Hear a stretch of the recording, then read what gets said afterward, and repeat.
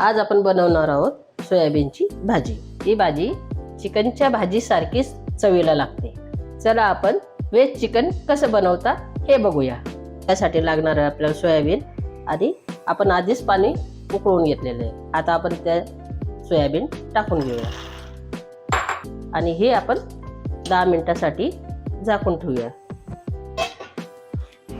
आता आपले 10 मिनिटांनंतर आपले सोयाबीन अशा प्रकारे भिजून झाले आहेत। आता आपण त्यांना काढून घेऊया।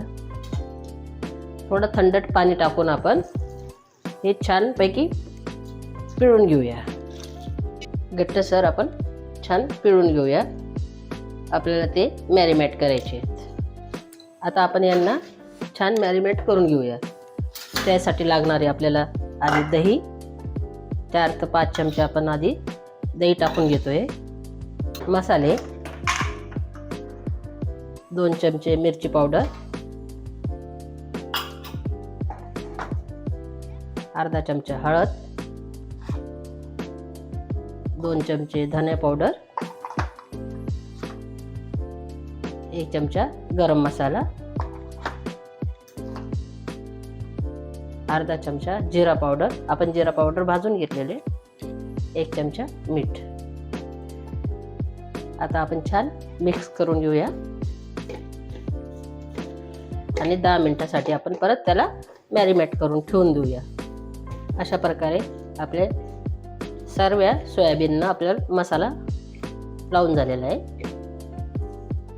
आता 10 मिनिटांसाठी आपण झाकून ठेवतोय। आता आपण गॅसवर कढई ठेवलेली आहे। आता फोडणीची तयारी करूया। 2 चमचे आपण तेल टाकून घेऊया। तेल थोडं जरा जास्तच टाकूया। तेल थोडं गरम झालं की मसाले टाकायचे आहेत। विलायची, लवंग, मिरी आणि चक्री फूल। त्यात थोडा कढीपत्ता टाकूया। जिरे 1 चमचा जिरे टाकतोय। अद्रक लसणाची पेस्ट, आता छान आपण थोडी परतवून घेऊया।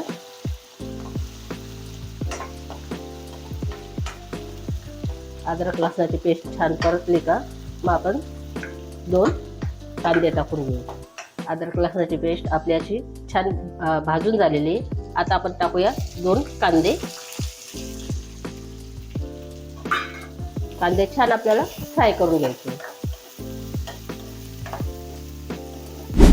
अशा प्रकारे आपल्याला कांदा छान ऑरेंज कलर येतोपर्यंत भाजून घ्यायचा आहे। आणि त्यात आपण टाकतोय टोमॅटो प्युरी, 2 टोमॅटोची प्युरी बनवली आहे मी। ते पण आपल्याला छान तेल सुटतोपर्यंत भाजून घ्यायची आहे।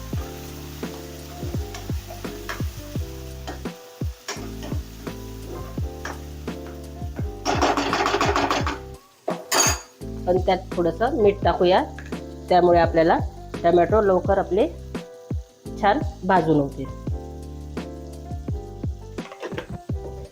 टोमॅटो प्युरी चांगली भाजून होतोपर्यंत थोडं 5 मिनिटं आपण झाकून ठेवून देऊ। बंद आचेवर आपण टोमॅटो प्युरी भाजायला ठेवलेली।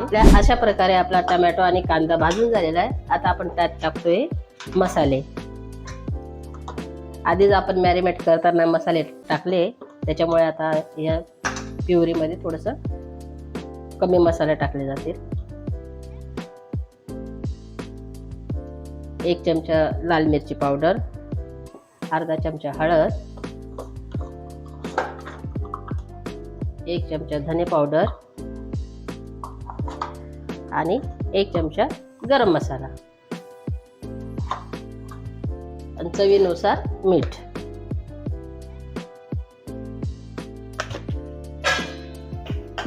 आपल्याला मसाले भी छान भाजून घ्यायचे।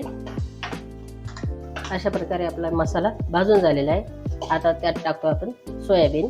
आधीच मॅरिनेट करून ठेवलेलं होतं आपण। सोयाबीनला बी आपल्याला छान भाजून घ्यायचं आहे।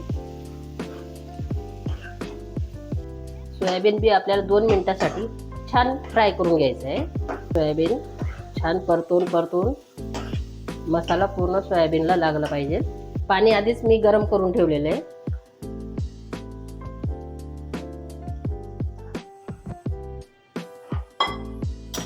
पाणी गरम करून टाकलेलं आहे आणि आता गॅस मोठा करून 10 मिनिटासाठी झाकण ठेवूया। अशा प्रकारे आपली भाजी तयार झालेली आहे। त्यात टाकूया आपण थोडी कोथिंबीर,